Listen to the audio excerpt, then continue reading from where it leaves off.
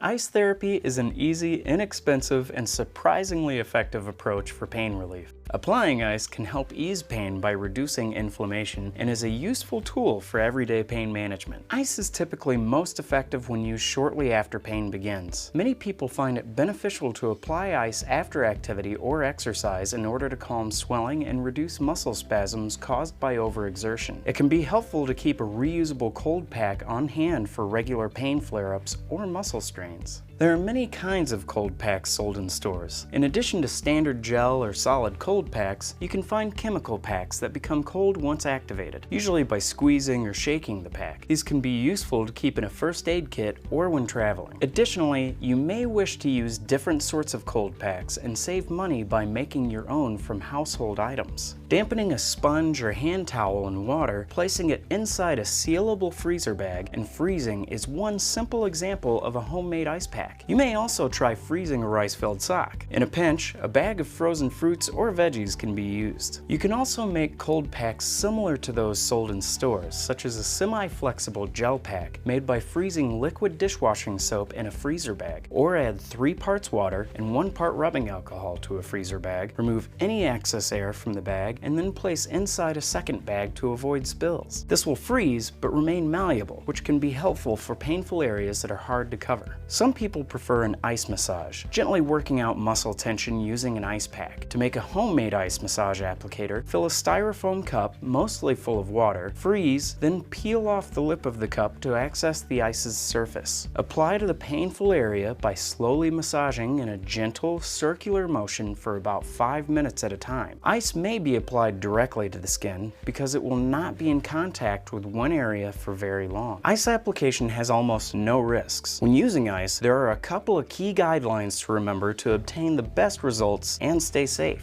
Avoid applying ice directly to the skin. Doing so may cause mild frostbite, a type of skin damage commonly known as an ice burn. Keep a layer of material such as a hand towel between your skin and the cold source whenever you use ice. Only apply ice or cold packs for a maximum of 15 to 20 minutes. Applying ice for longer may damage the skin. When in pain, don't forget about ice. It can be an effective tool for pain management, can be applied on a regular basis as needed, and can help you stay active and in better control of your pain.